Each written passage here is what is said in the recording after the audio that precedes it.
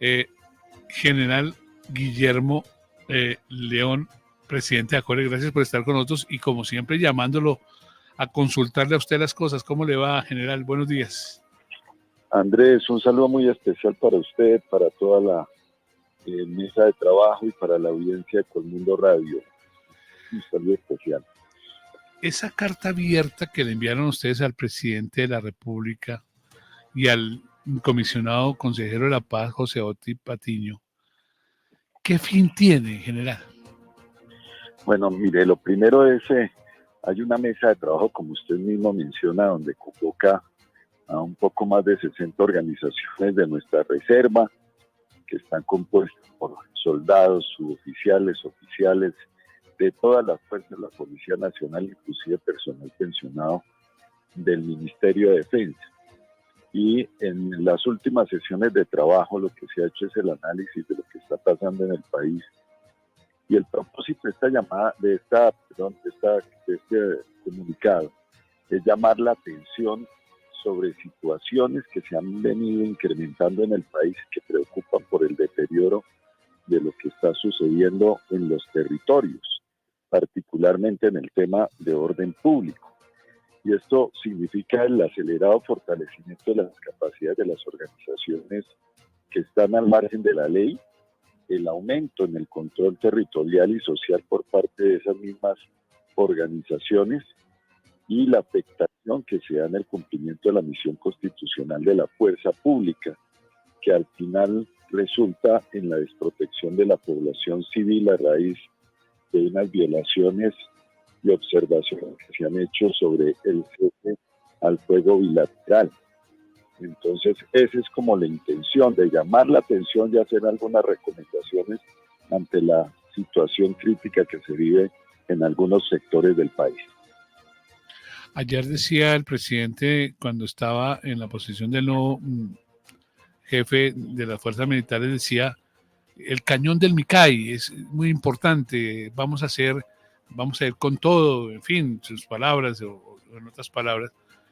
¿Está bien nombrar a un almirante en el comando de las fuerzas militares, general? Andrés, lo primero que tenemos que decir es que para el gobierno nacional tiene la potestad de nombrarle el comandante general. Y de acuerdo a lo que está establecido, este puede ser un general o almirante de la Armada Nacional, del Ejército, de la Fuerza Aérea Colombiana. O sea, no hay una limitación en ese sentido. Todos los oficiales que llegan a estos rangos han pasado por una preparación, por una capacitación, por unas experiencias, han estado participando en operaciones conjuntas, es decir, y fuera de eso se participa en cursos de ascenso donde se trabaja la doctrina conjunta, es decir, las personas que asumen estos roles y llegan a los comandos superiores tienen una preparación también en los temas de conjuntez, así que creo que no tendría ninguna limitación en este caso. El hecho de que sea un almirante, un general de la Fuerza Aérea, distintos a los del Ejército, los que pudieran llegar, por supuesto es una decisión potestativa del gobierno y lo que uno puede más es en este momento es desearles muchos éxitos a los que asuman estos roles y tareas porque son los encargados de defender y proteger a todos los colombianos. 6 de la mañana, 43 minutos, estamos con el general Guillermo León, presidente de ACORE. Germán René Jiménez. General, pero se esperan o generalmente, perdóneme que suena esto redundante, ¿da más resultados alguien del ejército que alguien de la armada o eso es un sofisma o para el caso no importa? Bueno, nosotros hemos tenido situaciones críticas con anterioridad donde han estado en estos cargos personas de otras fuerzas, particularmente ha estado por 2 ocasiones más almirantes al frente del Comando General, una ocasión el general de la Fuerza Aérea, en años complicados también, o sea, son retos. Yo creo que aquí lo más importante es lograr construir un buen equipo de trabajo, organizar un Estado Mayor competente, de altas calificaciones, que puedan hacer el trabajo, porque el trabajo no es de una sola persona, es de una organización, de un Estado Mayor, que son los que entran a interactuar, a planear, a organizar a desarrollar las políticas, los criterios con el fin de cumplir la misión constitucional. Y yo creo que ese es el gran reto hoy, construir el Estado Mayor que esté a la altura de las situaciones que son bien complejas en los temas de seguridad. Claro, para muchos colombianos y para algunas personas dirán, pero con esta situación de orden público, lo que está pasando en el Cauca, en el suroccidente del país, lo que está pasando en el Meta, en el Guaviare, pues diríamos que son áreas o escenarios propios del dominio terrestre, o sea, más acordes con el Ejército Nacional. Sin embargo, desde hace ya varios años se ha venido trabajando la implementación de los comandos conjuntos, que son las estructuras que hoy de alguna manera son las que están generando y llevando a cabo las operaciones en el territorio. Entonces creo que el éxito va a pasar por conformar un Estado Mayor de altas calificaciones para cumplir la misión. Bueno, general, quien sea comandante de las fuerzas militares es una cuestión circunstancial o coyuntural, pero leyendo la carta y también mirando titulares, hay una situación que no es tan coyuntural, que está pasando de coyuntural a estructural, y es el desplazamiento o el confinamiento que, según argumentan ustedes con cifras del Comité Internacional de la Cruz Roja, han vivido una importante porción de colombianos en los primeros 5 meses del año. Sí, correcto. En esa carta precisamente nosotros evidenciamos y le damos visibilidad a varios fenómenos criminales que estamos viendo en los territorios. El primero es el tema de la fragmentación del territorio, precisamente donde hace presencia estos grupos y que se vuelven como unas pequeñas republiquetas donde se presenta aunado a esto el siguiente fenómeno, que es la gobernanza criminal, que es donde se usurpa la autoridad del Estado para ser reemplazada por estos grupos al margen de la ley. Entonces ellos son los que fungen para proveer los bienes y servicios que le corresponderían al Estado. Construyen vías, entregan colegios, entregan ambulancias, desarrollan tareas de control social, de control político en la zona, y económico. Por supuesto, esto nos preocupa porque queda inmersa la población civil y fuera de eso pulula el estado de ilegalidad en estas zonas. Y por otro lado, el tema de la suplantación de la autoridad legítima del Estado, que está representada en su fuerza pública. Cuando se presentan en los territorios situaciones donde llega la Policía Nacional o el Ejército para actuar y para poder de alguna manera hacer presencia en los territorios o para poder hacer la detención de una persona que está subyúdice o está siendo requerida por una autoridad judicial y se presentan las sazonadas, pues es una forma en cómo a través de la manipulación e instrumentalización de la población civil empieza a reducirse la capacidad del Estado para ejercer su autoridad. En los casos donde vemos que se suplanta la autoridad por grupos que no están preparados para esta tarea en territorios como las guardias campesinas, las guardias afrodescendientes, otro tipo de organizaciones que no están preparadas y que están inclusive protegidas por el derecho internacional humanitario. Entonces, esto viene a verse evidenciado o a repercutir en lo que usted mencionaba, el tema de cómo se está deteriorando la situación humanitaria, lo que está sucediendo con los confinamientos, con los desplazamientos, que ya lo decía el CICR recientemente, cómo se han multiplicado exponencialmente los fenómenos, así como el tema de las masacres, de los firmantes de paz, de los líderes sociales asesinados, que sigue siendo uno de los flagelos que han de alguna manera más afectado a este tipo de personas en los territorios y que no se ha podido lograr controlar.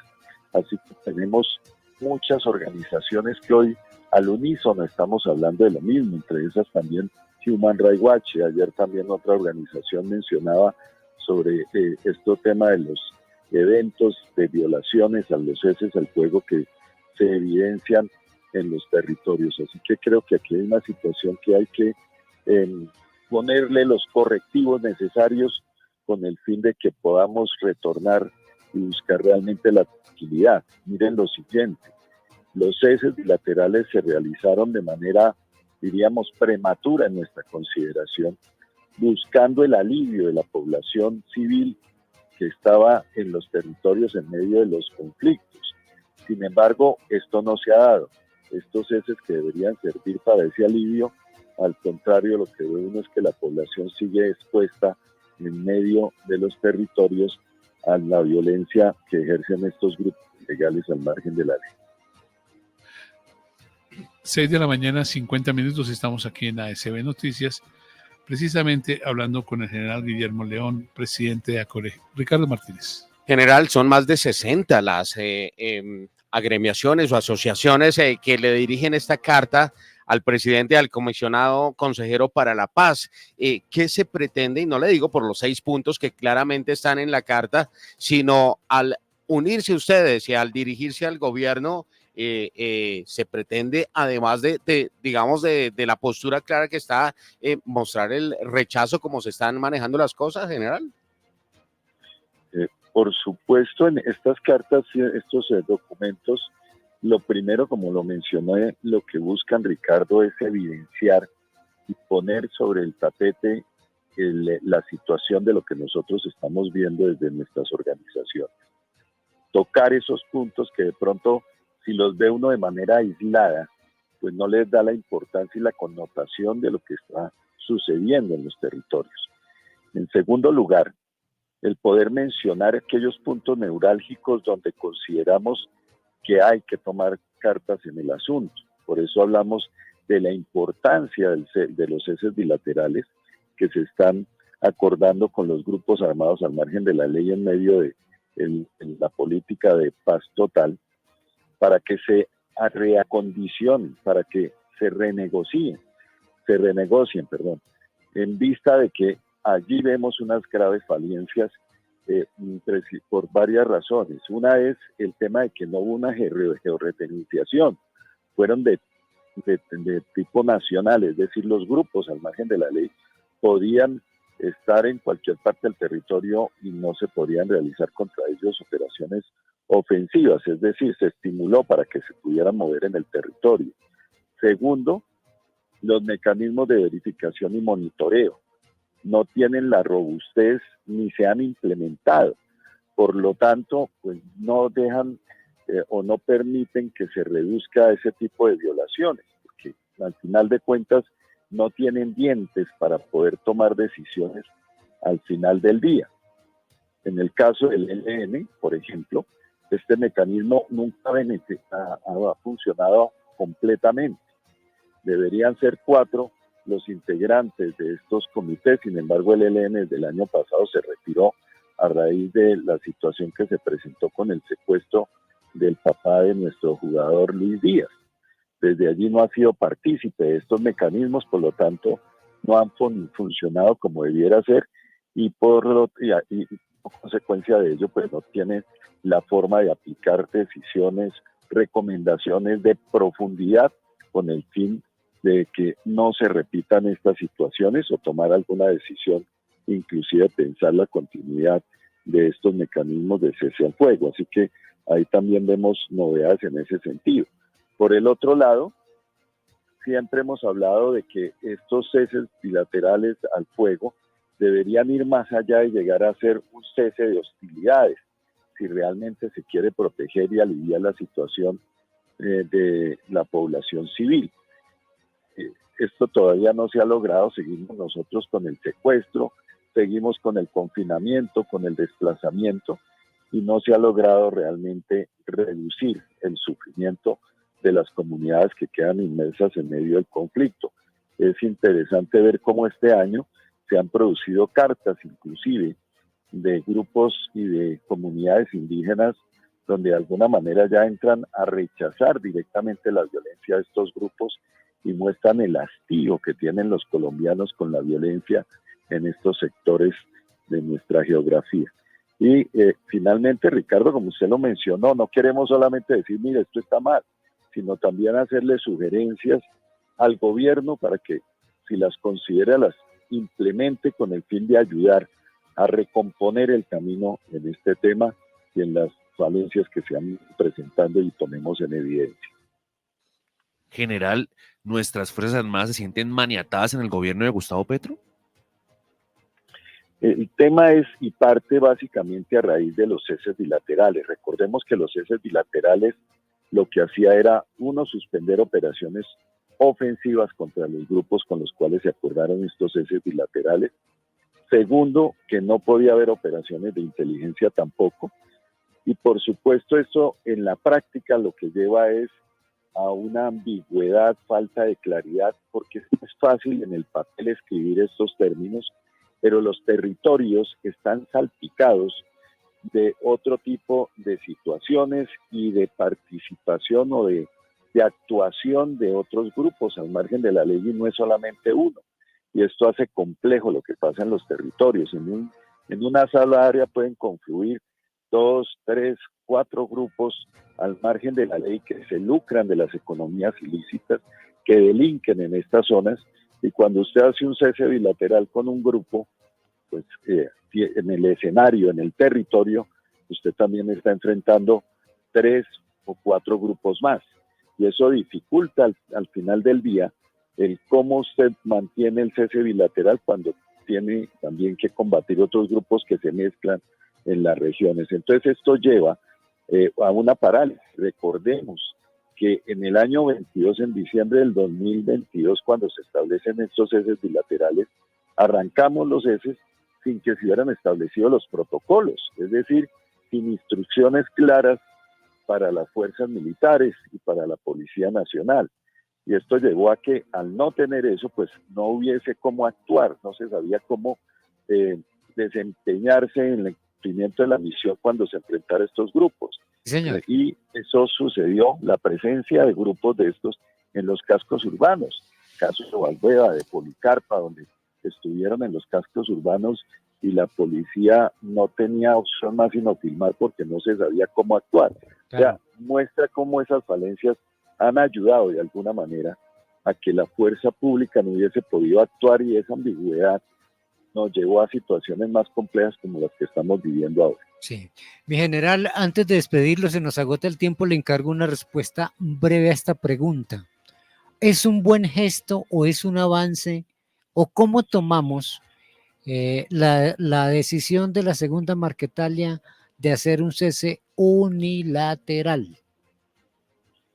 Bueno, el tema que se plantea me parece interesante la pregunta, porque el gobierno lo que ha hablado después de que se hicieron esta ronda de conversaciones iniciales es que no va a haber ceses bilaterales. Esto nos genera cierta tranquilidad en el sentido de que no se van a cometer los errores de firmar de manera apresurada estos compromisos. Pero nos mostraron otro término que se llama desescalamiento, que es básicamente reducir las acciones delictivas de estos grupos, lo cual tiene que redundar en la tranquilidad de algunos colombianos o mejorar las condiciones de seguridad mejor de algunos colombianos. Esperamos que esto se cumpla. Me parece que es un acto de buena fe. Ojalá que esto signifique también un compromiso real de la segunda Marquetalia y que no obedezca algo transitorio también para buscar aprovechamiento de estos diálogos como ha sucedido con los otros grupos. Esperamos que eso sea así. Mi general, pues como siempre es un gusto conversar con usted, darle una actualización a estos temas y aterrizarlos para nuestra opinión pública, para nuestros oyentes y para nosotros, con una persona que tiene un conocimiento tan vasto como el suyo. Mil gracias, es como siempre usted muy amable con nosotros y ya habrá una próxima oportunidad de volver a conectarnos. Bueno, un gran abrazo y un saludo especial para Ricardo, toda la mesa de trabajo y los oyentes de Colmundo Radio. Gracias, general. Un abrazo para usted. Que gane hoy Colombia, ¿no? No, deme el marcador, general. ¿Cómo así?